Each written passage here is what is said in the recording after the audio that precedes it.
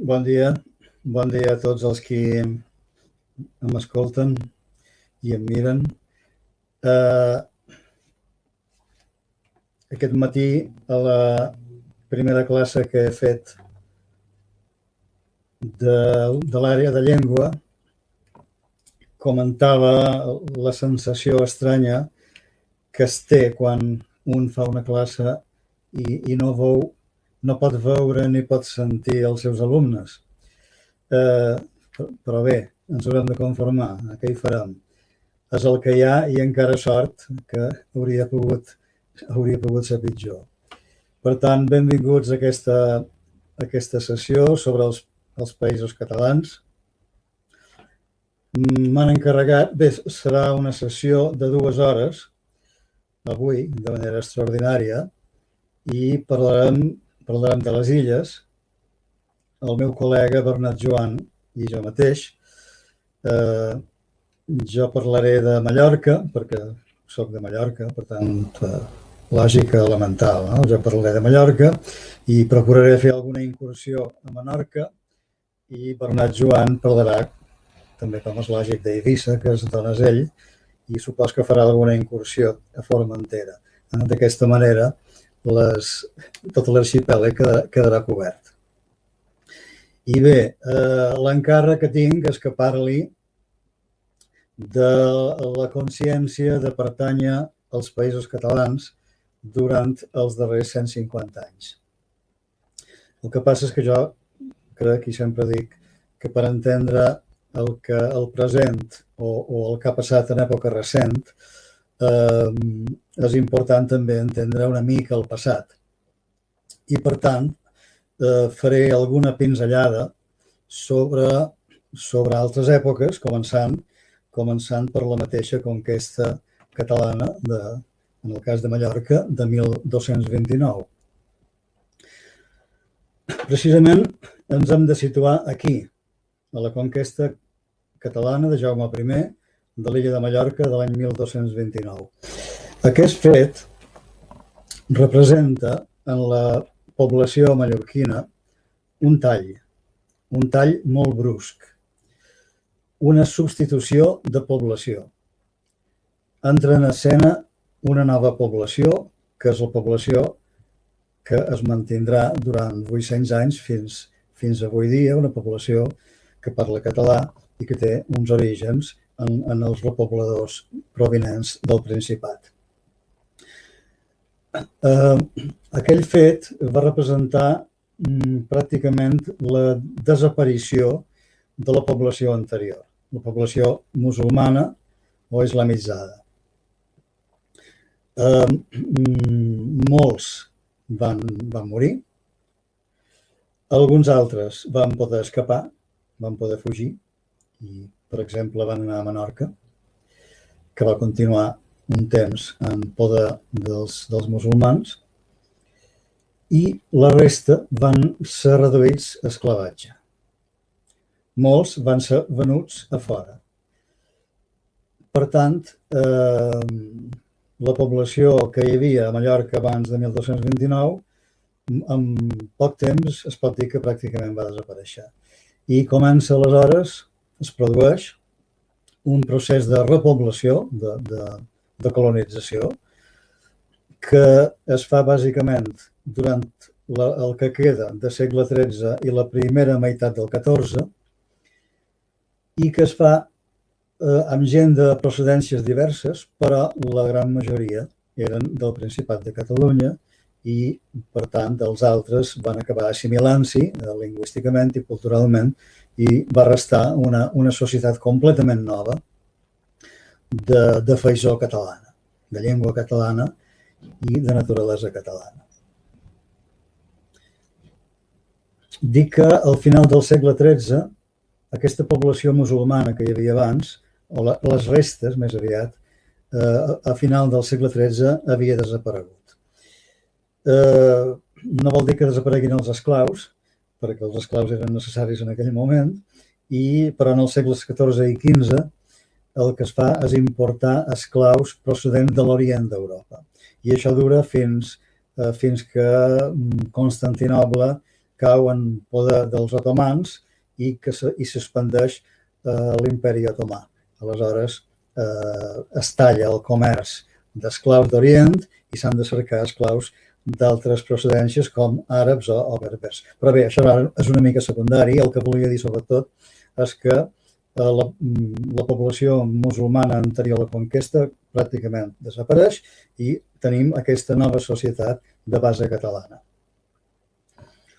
Llavors, és lògic que aquells nous habitants de Mallorca que procedien del Principat o que eren fills o nets de repobladors del Principat, és absolutament lògic que es consideraven catalans, tant catalans com els catalans del Principat. I absolutament lògic, no? Si els fills d'unes persones que eren catalans no deixaran de ser catalans i els nets tampoc. I això dura aquest sentiment de considerar-se catalans tant com els mateixos catalans del Principat. Això és una cosa que dura pràcticament durant tota l'edat mitjana. Ara bé, hi ha una cosa interessant que un historiador ha remarcat, i és que els catalans a l'edat mitjana a Mallorca eren els cristians de llengua catalana. És a dir, s'excloïen els esclaus, en principi àrabs, en principi, i els jueus. És a dir, català és un terme que s'usa durant l'edat mitjana per oposició a jueu i esclau. Hi ha un llibre molt interessant d'Antoni Mas i Fornés, l'historiador Antoni Mas i Fornés, que es diu precisament Esclaus i catalans, i que tracta d'aquesta qüestió que ara a nosaltres ens pot xocar una mica, no? Que els jueus, per exemple, que vivien a Mallorca, doncs quedassen exclosos de la condició de catalans. Bé, i tenim moltíssims testimoniatges d'aquest fet, que els mallorquins medievals són i es consideren catalans plenament. Per exemple, mira, tenim el privilegi, l'anomenat privilegi de Sant Feliu de Guíxols, atorgat per Pere el Cerimoniós una vegada que va reincorporar el Regne de Mallorca a la Corona d'Aragó. I diu aquest privilegi, concedit a Sant Feliu de Guíxols, diu: i com los mallorquins i poblats en aquella illa sien catalans i aquell regne sia part de Catalunya i en altre temps en corts generals sien aguts i reputats per naturals catalans, vos plàcia per remoure dubte sien aguts per catalans i es puixen a alegrar així com indubitats catalans d'ofici i beneficis del vostre Principat de Catalunya. Aquest privilegi després va ser derogat per Alfons el Magnànim, cosa que no nega la catalanitat de l'illa, sinó que simplement el que volia fer és impedir que hi hagués cap mena de subordinació dels mallorquins respecte del Principat. O, per exemple, una mica més endavant, en el segle XV, tenim el cas, bastant conegut i esmentat, de Jaume Cadell. Jaume Cadell era el lloctinent del governador de Mallorca, Berenguer d'Oms, i quan es van produir les revoltes dels forans contra els ciutadans, Jaume Cadell era qui va organitzar un exèrcit per anar a enfrontar-se als rebels, els sollevats. I hi ha un moment que els arenga els seus homes amb aquestes paraules. Diu: pensau que tots som catalans i havem fama per tot el món de ser lleials a nostre rei i senyor.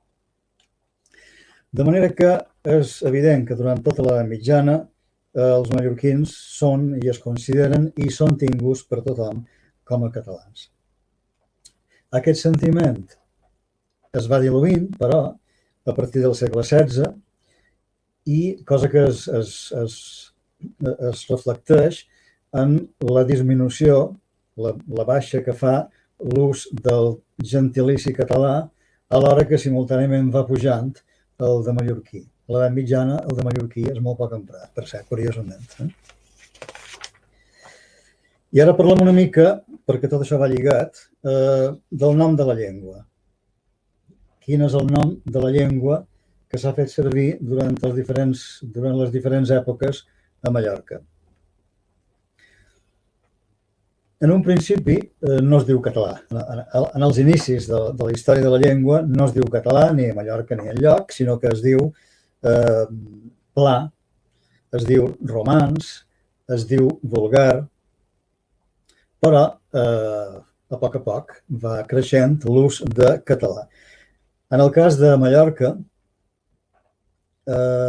tenim un primer testimoni de l'ús de català en un personatge que es diu Guillem Corretger, que és un cirurgià, que va traduir una obra de cirurgia, un tractat de cirurgia, del llatí al català. És un personatge del final del segle XIII, a principi del XIV, i en aquesta mateixa traducció ell diu que ha traduït, ha traslladat aquest tractat de cirurgia del llatí al romanç catalanesc. I és el primer testimoni que es coneix de denominar català a Mallorca la llengua catalana. Més endavant això es va consolidant i durant tota l'edat mitjana, de la mateixa manera que els mallorquins es diuen catalans i es consideren catalans, la llengua és denominada catalana, en tota normalitat. Durant tota l'edat mitjana, i això comença a canviar en el segle XVI, en què el nom de la llengua de català va sent substituït progressivament per mallorquí. De manera que al segle XVII ja el nom de mallorquí per a la llengua, o llengua mallorquina fins i tot, es normalitza, es consolida i es fa normal. Però encara en el mateix segle XVII tenim algun testimoni interessant. En el mateix segle XVII. Per exemple, el 1622 es fa la recopilació de les franqueses del regne i, per una banda, s'indica que els articles han de ser en nostre vulgar parla i llenguatge mallorquí, però per altra banda consta l'obligació de continuar en llengua catalana, literalment, de continuar en llengua catalana totes les coses que seran dites i deposades. Des de 1622 encara hi ha un ús normal de l'expressió del nom llengua catalana. Però bé, com deia, en el 17 es consolida, diguem, el nom de mallorquí i pràcticament desapareix el nom de català. Per exemple, Benimelis, Joan Benimelis, un historiador, parla en el seu testament. Benimelis és un historiador que va fer una important història de Mallorca en castellà, però en el seu testament diu que abans va fer una versió en llengua mallorquina. Llengua mallorquina, segle XVII, Benimelis. O també un altre escriptor, Ferrando de la Càrcel, en el Vigilant Despertador, que és un tractat moral, etc., també parla de la llengua mallorquina. I en el segle XVIII i en el segle XIX trobam un conjunt de diccionaris i de gramàtiques que es diuen sistemàticament mallorquí-castellà, castellà-mallorquí, gramàtica mallorquina, etc.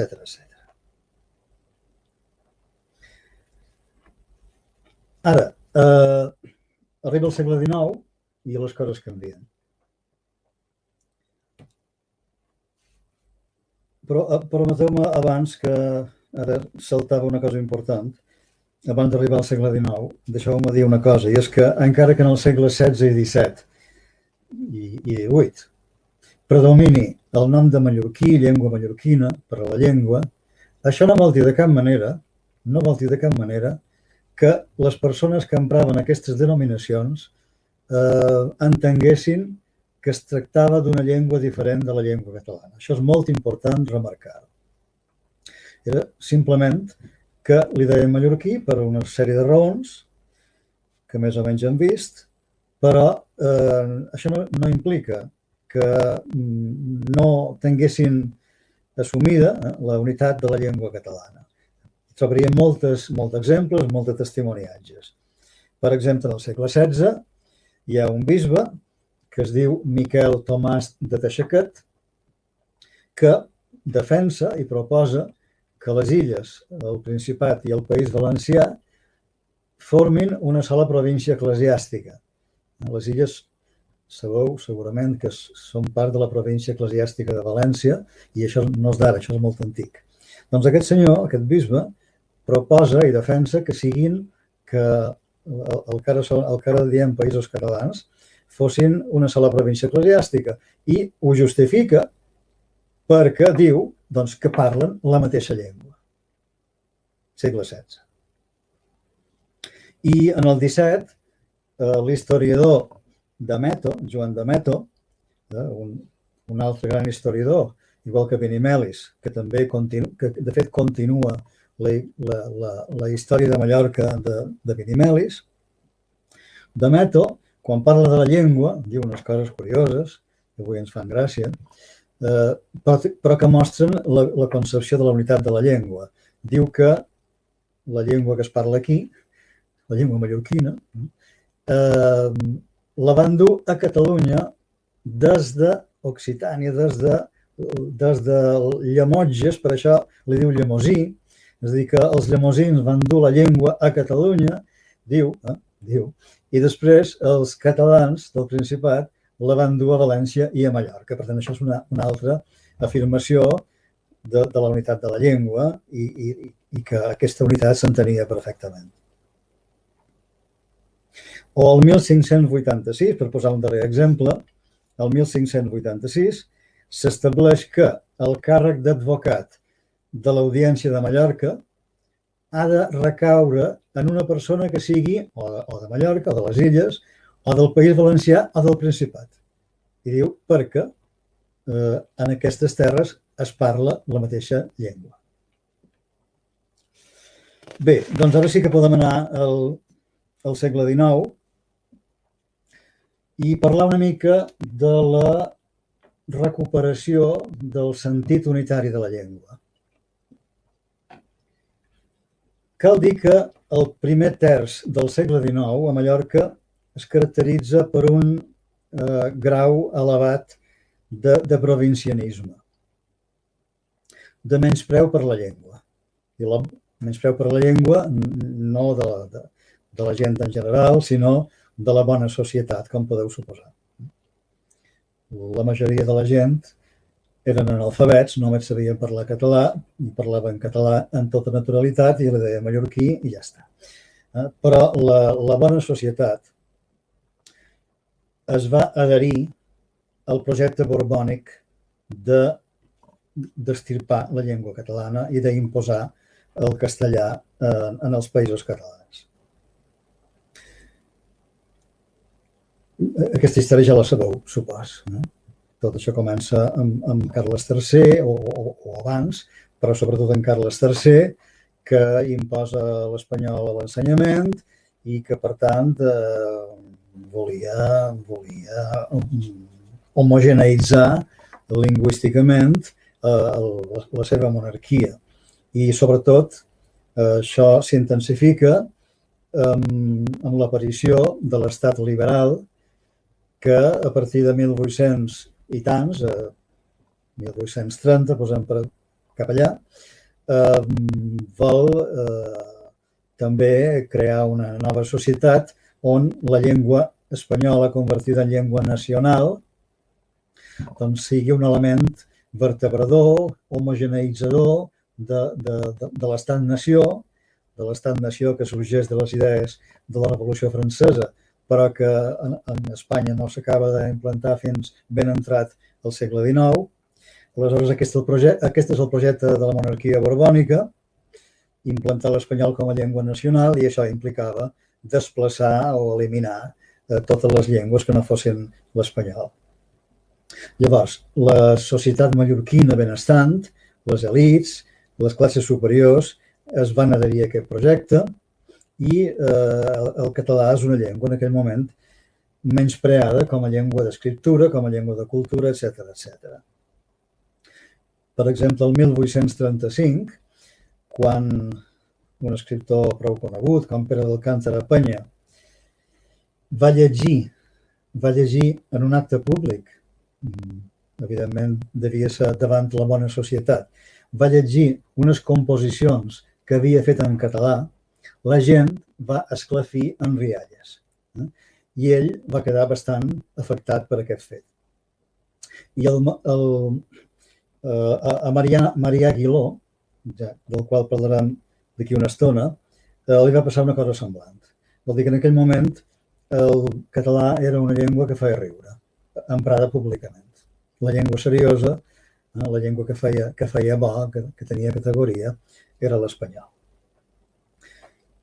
Aleshores, com se surt d'aquesta situació i es passa a una altra situació en què es va recuperant el prestigi de la llengua, les seves funcions com a llengua literària i la unitat de la llengua, i el sentit unitari de la llengua. Deixeu-me dir també, perquè m'oblidava una altra cosa, en aquest context del provincianisme i de la castellanització del principi del segle XIX, hi ha un fet interessant. Hi ha una institució que es diu la Societat Econòmica Mallorquina d'Amics del País. Aquesta societat era part d'un conjunt de societats iguals, les societats econòmiques d'Amics del País, que van ser promogudes pel rei Carles III i a diverses parts de la monarquia hispànica, i que tenien per objectiu dinamitzar la cultura, l'agricultura, la ciència, el progrés en general. Però tot això també anava lligat, en aquell context de l'estat liberal, tot això anava lligat a la castellanització. Aleshores, la societat mallorquina d'Amics del País, formada per nobles, per clergues, per gent il·lustre, per notables, va emprar sempre l'espanyol i va promoure la castellanització. Fins al punt que un dels seus projectes va ser la realització d'una gramàtica i sobretot d'un diccionari, diguem, mallorquí-castellà, o castellà-mallorquí, a les dues coses, per ensenyar espanyol als mallorquins d'aquell moment, que pràcticament no en sabien. És a dir, els qui sabien espanyol eren una minoria exigua. La immensa majoria dels mallorquins del segle XIX doncs no saben espanyol. Ni el saben parlar ni l'entenen, ni el llegeixen perquè són analfabets. Penseu que els meus avis, que no són del segle XIX, sinó que són del segle XX, van néixer els primers anys del segle XX, no eren competents en espanyol. I la societat mallorquina en general, a llevat de la minoria benestant o de classe superior, doncs no eren competents en espanyol segurament fins a la segona meitat del segle XX. Llavors, ensenyar espanyol als mallorquins era per a la societat econòmica d'Amics del País i pel règim, diríem, era una necessitat peremptòria. I per això vàrem llançar la idea de fer un diccionari català-castellà. Però la cosa més curiosa és com justifiquen aquest projecte. Està publicat. Diu que la Societat Econòmica Mallorquina d'Amics del País diu deseosa de contribuir en lo posible a la generalización del castellano, al menos entre las personas cultas, y a la desaparición en lo possible del dialecte mallorquín, doncs proposa la realització d'aquest diccionari. És a dir, l'objectiu era la desaparició en lo possible del dialecte mallorquí. Aquest era l'estat de coses en el primer terç del segle XIX. I, doncs, com deia, ara vegem com es va produir la recuperació del sentit de la unitat de la llengua, completament perdut anteriorment, i això lligat al prestigi de la llengua, al seu conreu literari, etc. Hi ha un personatge clau en aquesta història, que és Marià Aguiló i Fuster. Marià Aguiló, considerat el patriarca de la Renaixença mallorquina, va ser un personatge molt important. Va ser un arxiver, bibliotecari, bibliòfil, bibliògraf, escriptor, poeta. Va passar la vida entre Mallorca, Barcelona i València. Això deu ser un element important pel que representa. A Barcelona va ser bibliotecari, si no vaig errat ara, de la Universitat de Barcelona, i també va ser bibliotecari a València. I Marià Aguiló és la persona que representa clarament la represa de la unitat de la llengua i de la defensa de la llengua. Hi ha aquell famós versos seus, que diuen poble que sa llengua cobra, se recobra a si mateix, que són uns versos que han estat molt repetits i celebrats.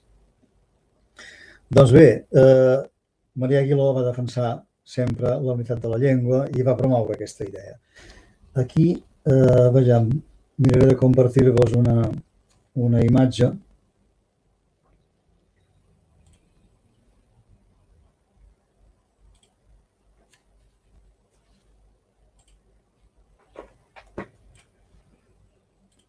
Aquí ho tenim. Vejam si ho faig més gros. Supos que es veu, no? Aquesta imatge mostra el mestratge de Marià Aguiló i com va influir sobre els seus contemporanis i sobre la generació que vindrà després. Contemporanis seus són Jeroni Rosselló, un poeta de la Renaixença que va participar en Jocs Florals, etc. Defensor de la llengua catalana, de la seva unitat, de la catalanitat dels illencs. Pere d'Alcántara Penya, més o menys també contemporani d'Aguiló. Pere d'Alcántara Penya va ser un escriptor costumista important. És aquell que abans deia que quan va fer unes composicions en mallorquí i les va llegir en públic, la gent es va posar a riure. Tomàs Fortesa. Tomàs Fortesa, també més o menys contemporani d'Aguiló, nascut una mica més tard. Tomàs Fortesa és un excel·lent, il·lustre gramàtic. Una peça clau, no solament en la recuperació del sentit de la unitat lingüística a Mallorca, sinó a tots els països catalans. Tomàs Fortesa va ser deixeble, sí, en certa manera deixeble de Marià Aguiló, continuador, en tot cas, de Marià Aguiló, i va ser mestre d'Antoni Maria Alcover. Per tant, això és una cadena, Aguiló, Fortesa, Alcover, Moll, i Fabra, el mateix Fabra, també el reconeix com a mestre, i no hi ha dubte que Fortesa degué influir sobre Fabra. Tomàs Fortesa va escriure en el segle XIX, a final del segle XIX, una gramàtica catalana, que es diu així, en castellà, Gramàtica de la Lengua Catalana. Penseu que al final del segle XIX, 1800 i tants, la dècada de 1880, escriure i publicar una gramàtica de la llengua catalana a Mallorca era un fet bastant revolucionari, molt trencador. Aquesta gramàtica es va escriure la dècada de 1880, però va quedar inèdita i no es va poder publicar fins a l'any 1915 amb un pròleg, precisament, amb un pròleg d'Antoni Maria Alcover. És una gramàtica extraordinària per a ser escrita el 1880. És una gramàtica molt bona en tots els sentits, com a gramàtica, i a més, és una visió claríssima, no solament de la unitat de la llengua, sinó de la importància de l'existència del que se'n deia en aquell moment la llengua literària, que és una varietat necessària en tota llengua normal i que es sobreposa per damunt de tots els dialectes i que ara diem llengua estàndard, però en aquell temps es deia llengua literària. Doncs aquestes idees, unitat de la llengua, necessitat de la llengua literària unificada, tot això és absolutament present en aquesta gran gramàtica de Tomàs Fortesa. I la quarta persona en la qual influeix Marià Aguiló és en Josep Lluís Pons i Gallarza, que aquest no era nascut a Mallorca, era del Principat, però va ser destinat com a professor a l'Institut Balear, que va ser el primer institut d'ensenyança mitjana que es va crear a Palma, concretament era el 1830, si no vaig errat. I aquest institut va ser un instrument de castellanització, perquè, clar, era aquella societat de l'estat liberal del segle XIX, va ser un instrument de castellanització, però les classes eren en espanyol, evidentment, però d'aquest institut també van sortir, diríem, els caps de brot de la intel·lectualitat mallorquina del segle XIX i XX. I Pons i Gallarza va ser un il·lustre professor d'aquest institut que va influir moltíssim sobre alumnes seus que teniu aquí a continuació, aquests quatre que hi ha amb una fletxa, que són Miquel dels Sants Oliver, l'introductor del regionalisme a Mallorca, un il·lustre jornalista que va viure gran part de la seva vida a Barcelona i a Palma, i un altre a Palma, Mateu Obrador, escriptor, lulista, editor de Ramon Llull, el gran poeta Costa i Llobera i el gran poeta Joan Alcover. Hi ha un altre personatge que també continua aquesta cadena d'Aguiló, etc., que és Antoni Maria Alcover, però aquest no va ser alumne de Pons i Gallarza ni va ser alumne de l'institut perquè va estudiar al seminari, com se sap. Bé, doncs, aquesta és la cadena de transmissió del sentiment, del sentit de la unitat de la llengua i de la defensa de la llengua com a llengua literària que comença amb Mariana Aguiló.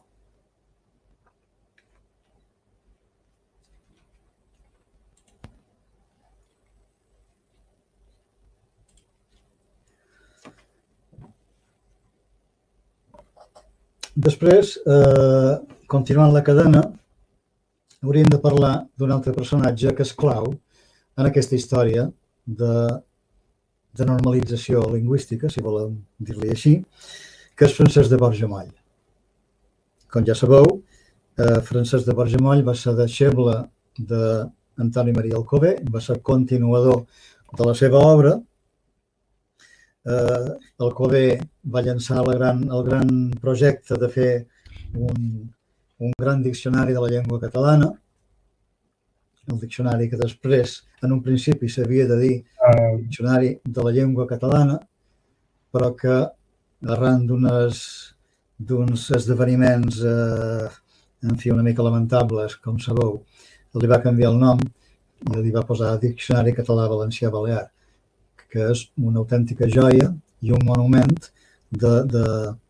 filològic de la llengua catalana. Doncs Alcover va llançar aquest projecte i va reclutar un col·laborador, que en aquell moment era un jove seminarista, que era Francesc de Borja-Moll, que es convertiria en l'ànima, una vegada mort Alcover, es convertiria en l'ànima del diccionari. Moll, a Mallorca i a Menorca, i a Eivissa, a les Illes, representa la filologia. Moll representa la filologia. En una època en què no hi havia universitat, Moll ve a ser com una facultat de filologia. Moll acaba el Diccionari Català-Valencià-Balear, Moll fa moltes gramàtiques, Moll publica moltes coses, és un editor, promou l'editorial Moll, publica moltíssims de llibres en català. És a dir, Moll és un lingüista, és un filòleg, és un promotor, és un home cívic, és moltes coses. En tot cas, és un personatge clau en la recuperació del nom unitari de la llengua i de la unitat de la llengua, del sentiment d'unitat de la llengua.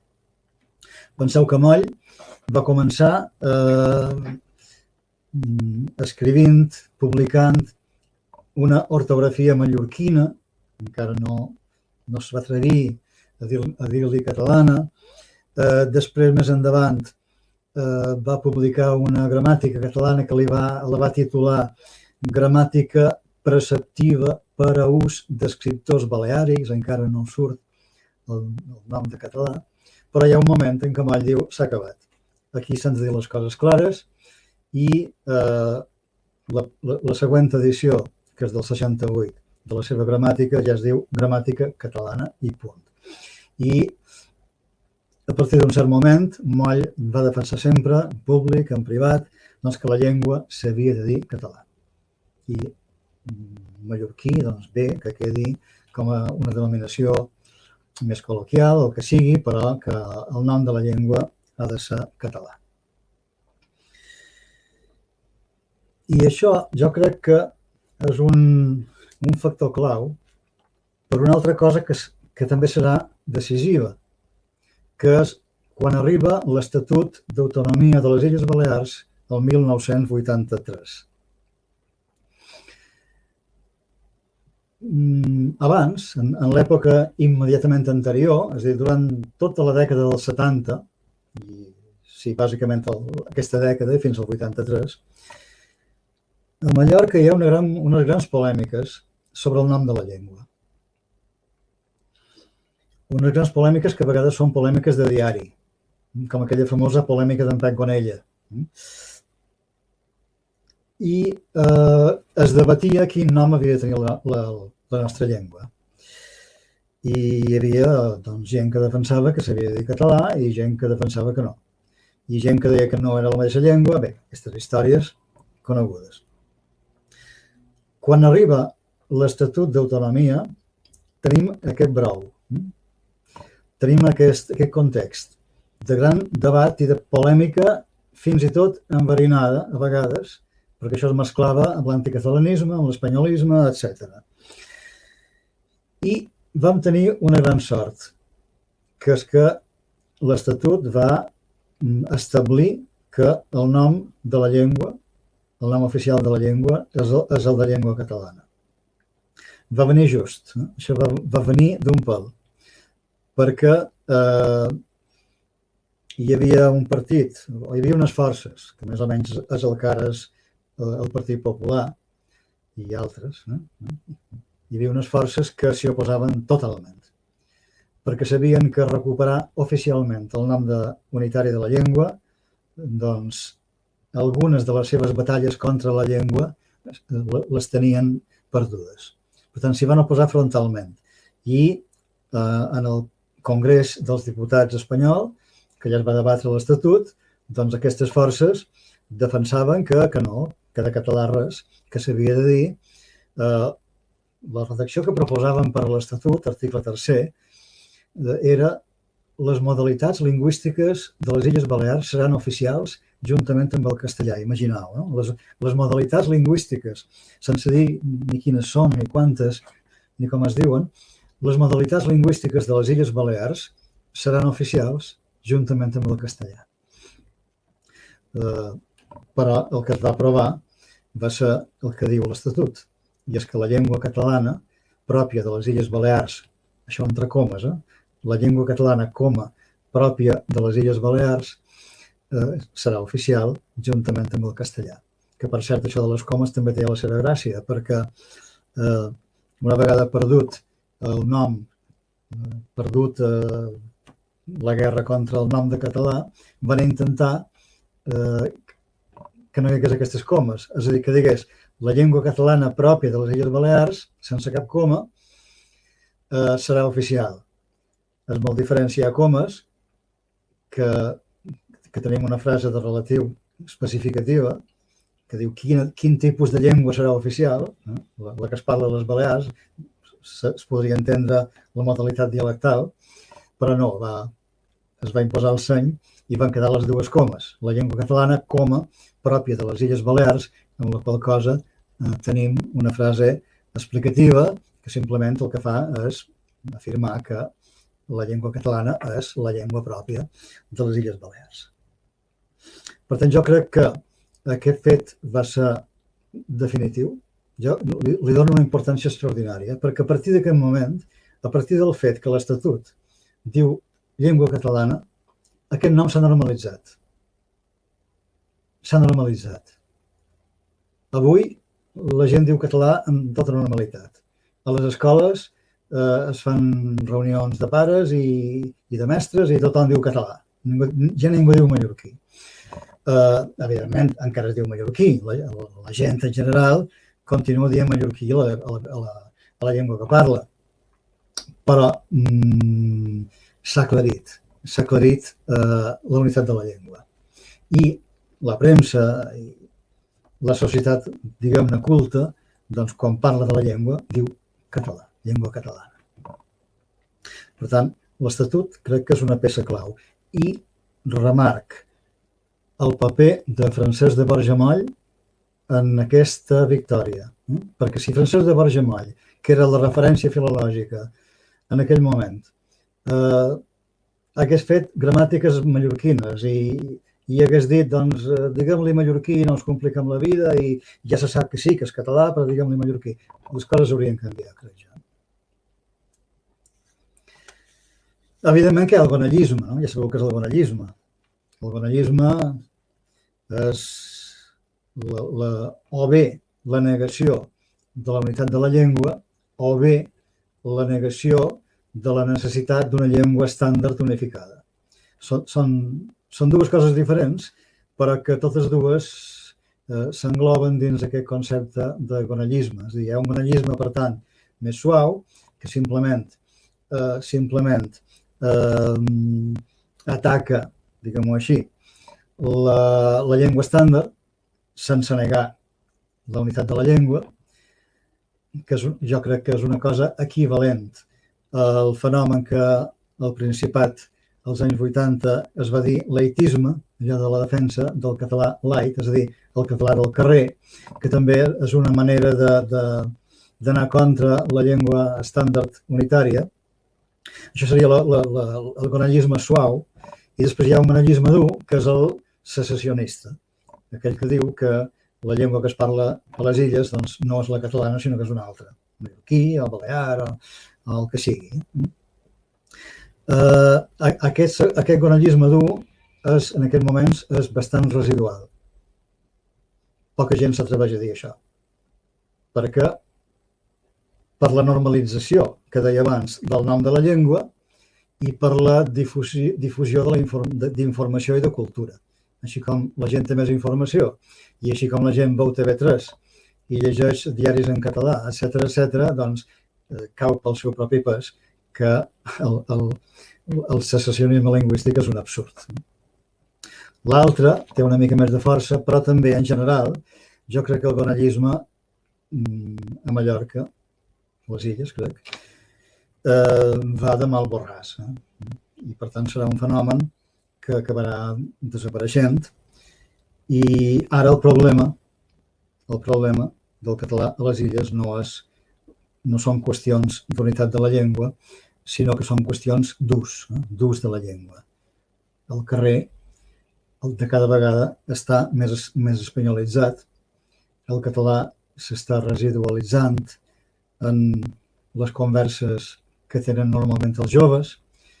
Si anem pels grans comerços o petits, o pels hospitals, o per les oficines, o per allà on sigui, a Palma, per exemple, doncs el castellà és la llengua que se sent per tot. El castellà és la llengua neutra de comunicació entre desconeguts. Aquest és el gran problema que tenim sobre la llengua. La unitat de la llengua, el nom de la llengua, això es va normalitzant.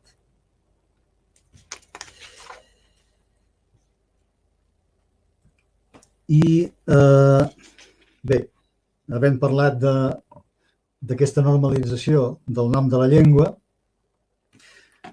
ens queda només parlar una mica sobre, no de la llengua, sinó del sentiment de catalanitat dels mallorquins o dels illencs.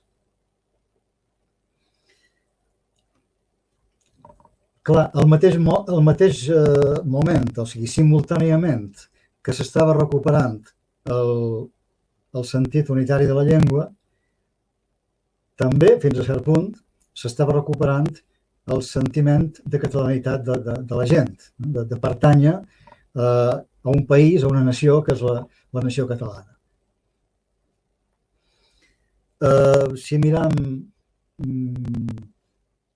Si miram les coses que escriuen i que diuen els millors intel·lectuals de la Mallorca dels anys 20, dels anys 30 i posteriorment, malgrat el gran sotrac del franquisme, veurem que hi ha testimonis abundantíssims de personatges mallorquins que proclamen que són catalans, simplement.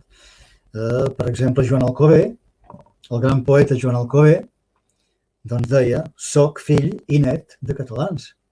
I soc català. O, ara que dic soc català, també em ve al cap aquella cançó que canta Biel Majoral, que és un poema escrit per Pere Capellà, un mestre d'escola d'Algaida, que fill d'un glosador també molt conegut, Llorenç Capellà, que va escriure aquest poema, Soc català. Jo soc català i és la meva glòria. Jo soc balear, diu.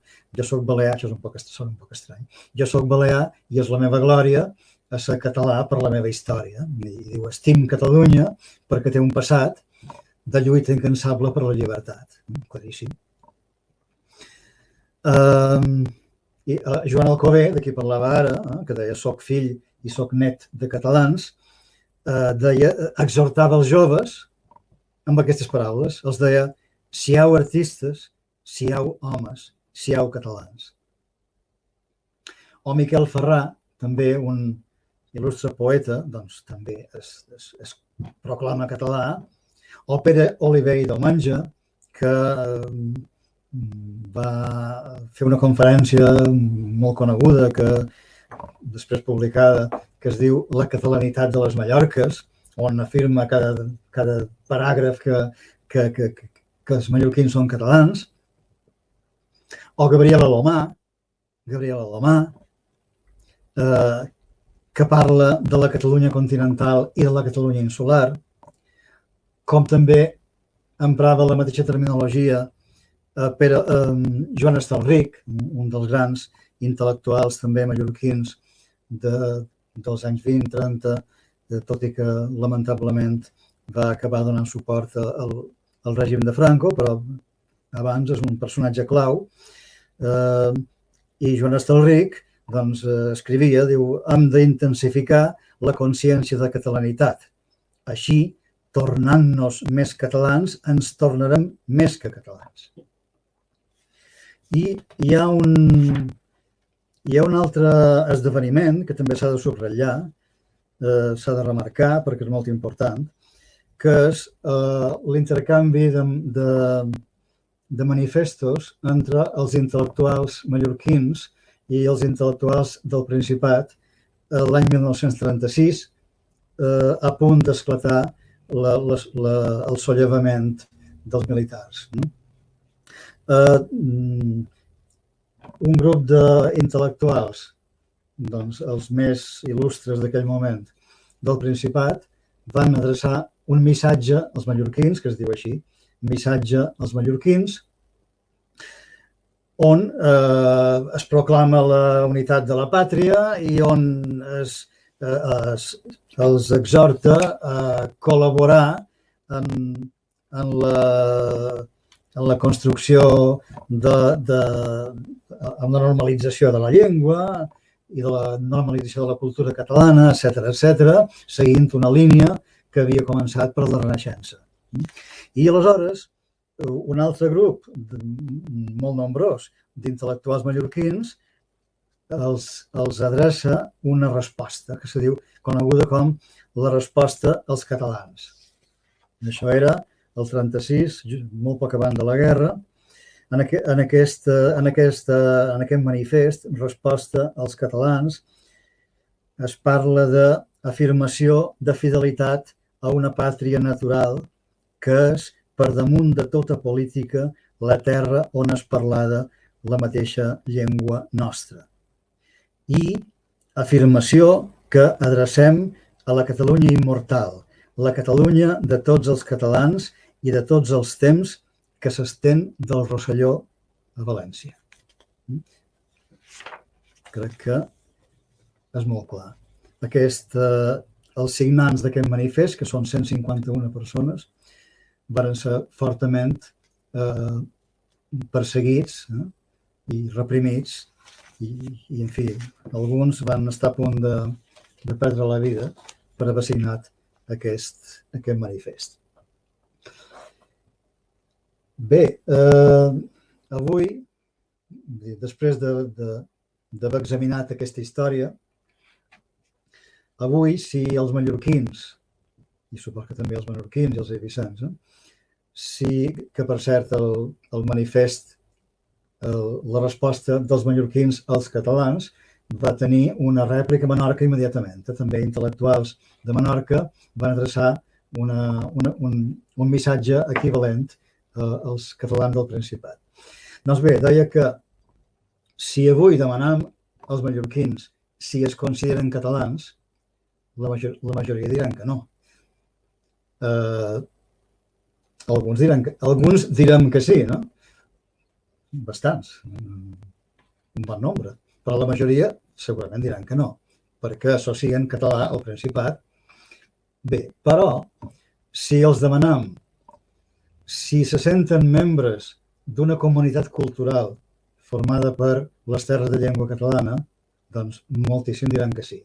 És a dir, hi ha moltes maneres de sentir-se catalans o d'expressar-ho.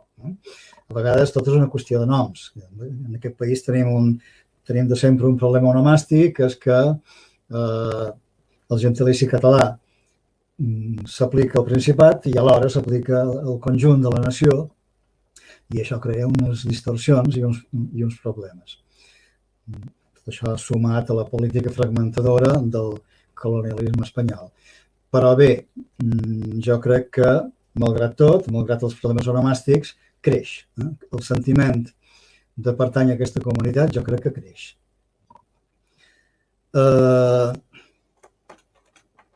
Fins i tot tinc no sé si dir una teoria o una hipòtesi, que és que el sentiment de catalanitat és més alt, algú ara s'espantarà, és més alt a les illes que al Principat. Què vull dir amb això? Vull dir que si per sentiment de catalanitat entenem sentir-se membre dels països catalans, potser ens trobaríem la sorpresa que aquest sentiment, en proporció sempre a la població, en proporció és més alt. És una sospita meva, és més alt a Mallorca que al Principat. Però, en tot cas, el que importa és que creixi per tot arreu fins que estiguem en condicions no solament de normalitzar la llengua plenament, sinó de dotar-nos de la sobirania que necessitam per mantenir aquesta identitat per sempre més. I com que veig que l'he encertada plenament amb el temps i són les 4 en punt, doncs no em resta més que dir-vos moltes gràcies per la paciència de seguir-me i passarem la paraula al col·lega Bernat Joan, que us parlarà més aviat de la seva illa d'Eivissa i de Formentera. Gràcies i a la veure.